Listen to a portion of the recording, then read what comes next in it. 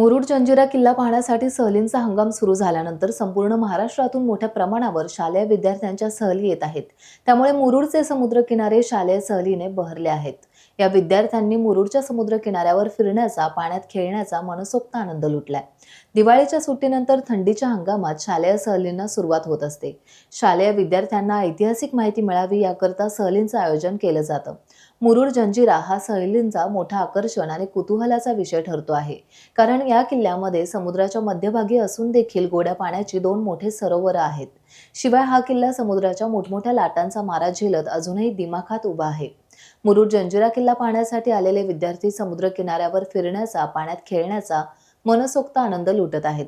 मुंबई, ठाणे, पुणे, नाशिक, लातूर तसेच चंद्रपूरसह संपूर्ण महाराष्ट्रातून शालेय सहली इथे दाखल होत आहेत। टाइम्स डिजिटलला लाईक करा, शेअर करा, सबस्क्राईब करा आणि बेल आयकॉन दाबायला विसरू नका। Times digital.